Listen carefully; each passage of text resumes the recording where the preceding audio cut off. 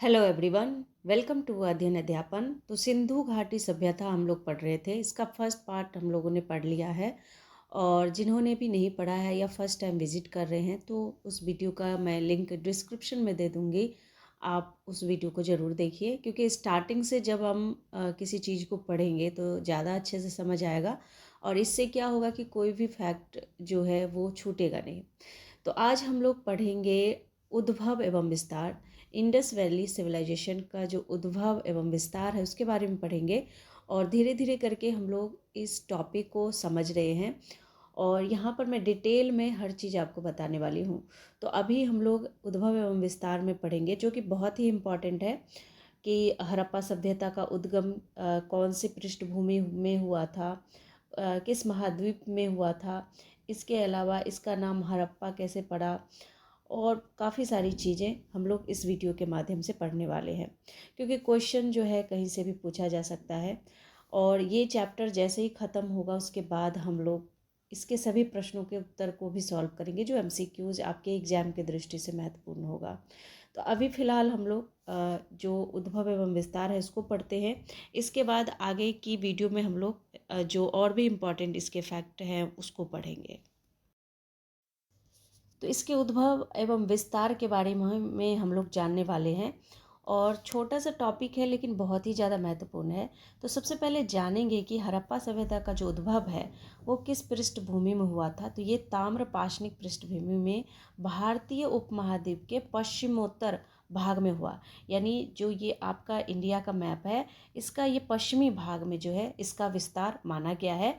और यहाँ पर अगर देखें तो आगे इस सभ्यता का नाम हड़प्पा संस्कृति क्यों पड़ा था, क्योंकि इसकी खोज सर्वप्रथम कब हुई थी 1921 में हड़प्पा नामक आधुनिक स्थल में हुई थी।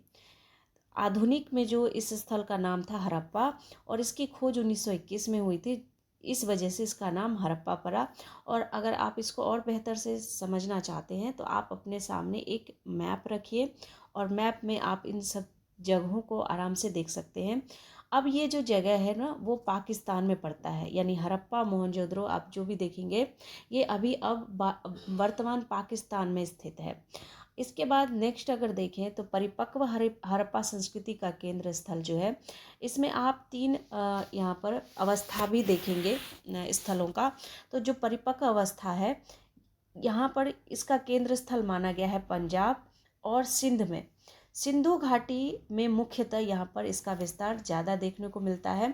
तो परिपक्व हड़प्पा संस्कृति का केंद्र पंजाब और सिंध में मुख्यतः सिंधु घाटी में पड़ता है और यहीं से इसका विस्तार जो है दक्षिण और पूर्व की ओर हुआ है।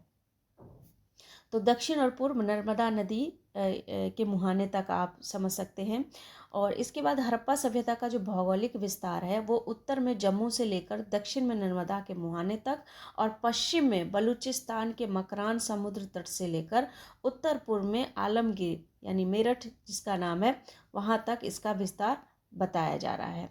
इसके बाद देखिए अगर हम इम्पॉर्टेंट बात करें यहाँ पर जहाँ से प्रश्न पूछा गया था हड़प्पा सभ्यता का संपूर्ण क्षेत्र किस प्रकार का है, तो ये है त्रिभुजाकार। जब आप मैप देखेंगे ना तो इसकी जो आकृति है कुछ इस प्रकार से बनेगी त्रिभुजाकार। अब जब इसको मैप में देखेंगे तो ये त्रिभुजाकार की आकृति बनाती है। और इसका जो क्षेत्रफल बताया गया है कि जो पूरा क्षेत्रफल यानी कितने वर्ग किलोमीटर में इसका विस्तार है, तो 12,99,600 वर्ग किलोमीटर का विस्तार यहाँ पर बताया जा रहा है। भारतीय उपमहाद्वीप में हड़प्पा संस्कृति के अगर ज्ञात स्थल जिसको यहाँ पर खोज जिसकी कर ली गई है, जो प्राप्त है स्थल, ऐसे स्थलों की संख्या यहाँ पर 1500 बताई जा रही है। तो ये भी इम्पॉर्टेंट फैक्ट है, इसको भी आप याद रखेंगे। और इसके बाद इनमें कुछ स्थल जो है हड़प्पा संस्कृति की आरंभिक अवस्था के हैं, कुछ परिपक्व अवस्था के हैं और कुछ उत्तर अवस्था के हैं। तो 3 अवस्था आप पढ़ने वाले हैं हड़प्पा संस्कृति के स्थल की। इसके बाद देखिए यहाँ पर अगर हम देखें तो परिपक्व अवस्था वाले स्थलों की संख्या को अगर देखें तो ये सीमित बताया गया है। इसमें इनकी संख्या जो है 7 नगर ही बताए गए हैं, 7 नगर की संख्या ही दी गई है परिपक्व अवस्था वाले स्थलों की संख्या में। इसके बाद अगर बात करें तो इन दो सर्वाधिक महत्वपूर्ण इनमें जो दो महत्वपूर्ण नगर यहाँ पर बताया गया है वो पंजाब में हड़प्पा और सिंध में मोहनजोदड़ो। मोहनजोदड़ो को हम अन्य नाम से भी जानते हैं मृतकों का टीला। ठीक है। तो ये सभी चीज़ें हम आगे डिटेल में पढ़ने वाले हैं। हम हड़प्पा को विस्तार से पढ़ेंगे, लोथल को विस्तार से पढ़ेंगे, कालीबंगा को विस्तार से पढ़ेंगे, एक एक चीज़ को डिटेल में पढ़ने वाले हैं हम लोग, ठीक है। तो यहाँ पर चाहे तो शॉर्ट में जो वीडियो आता है उसमें हम बहुत कम फैक्ट को पढ़ पाते हैं, लेकिन डिटेल में अगर जिसको वीडियो देखना हो तो आप डिटेल में आप इस चैनल पर बने रह सकते हैं। यहाँ पर मैं जो भी टॉपिक है उसको डिटेल में बताने वाली हूँ। हड़प्पा तथा मोहनजोदड़ो दोनों एक दूसरे से 483 किलोमीटर दूर थे और सिंधु नदी द्वारा जुड़ गए थे। तो हड़प्पा और मोहनजोदड़ो के बीच की दूरी कितनी थी? 483 किलोमीटर, लेकिन सिंधु नदी की वजह से ये दोनों आपस में जुड़ गए।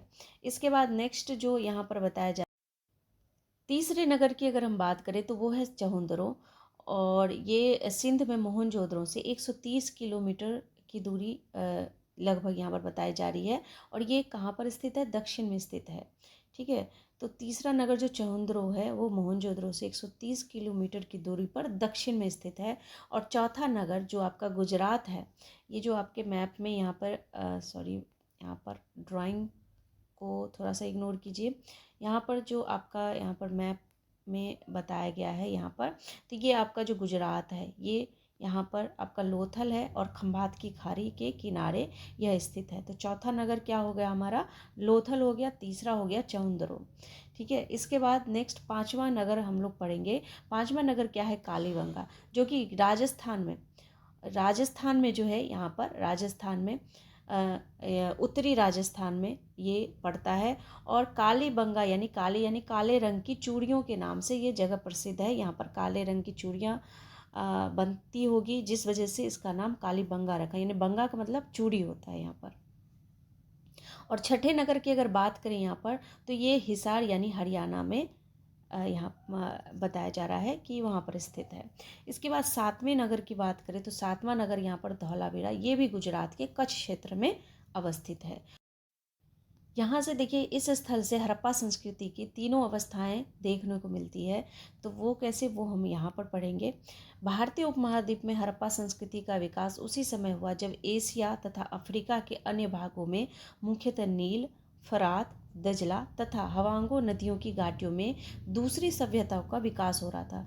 तो ये जो भारतीय उपमहाद्वीप में हड़प्पा संस्कृति का विकास है ना, ये उस समय का विकास है जब एशिया तथा अफ्रीका में जो नील नदी है, फरात नदी है, दजला तथा हवांगो नदी है, इनकी घाटियों में दूसरी सभ्यता का विकास हो रहा था। जैसे हमारे उपमहाद्वीप में हड़प्पा संस्कृति का हो रहा था, यानी भारतीय उपमहाद्वीप में हड़प्पा संस्कृति का विकास हो रहा था, उसी समय एशिया तथा अफ्रीका में अन्य सभ्यताओं का विकास हो रहा था। और ये नदियों का नाम है, इन नदियों के किनारे सभ्यताओं का विकास होता था, क्योंकि नदियों के मुहाने पर ही ये सभ्यता विकसित हुई, क्योंकि वहाँ पर खाने पीने के लिए जल और भोजन इत्यादि इनको पर्याप्त मात्रा में मिल जाता था।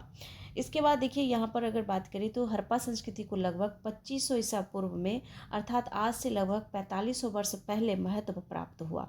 तो अगर हम आज से अगर देखें तो 4500 वर्ष देखेंगे, और वैसे अगर ईस्वी में पूछे तो 2500 ईसा पूर्व ये जो है महत्व में आया, यानी अस्तित्व में आया। इसके बाद अगर बात करें तो उस समय मिस्र में पिरामिडों का निर्माण करवाने वाले फराओं, यानी प्राचीन मिस्र के राजाओं की उपाधि को हम यहाँ पर फराओं के नाम से जानते हैं, कि सभ्यता थी। तो उस समय मिस्र में कैसी सभ्यता थी? पिरामिड का निर्माण करने वाले जो सभ्यता थी उसका विकास उस समय हो रहा था।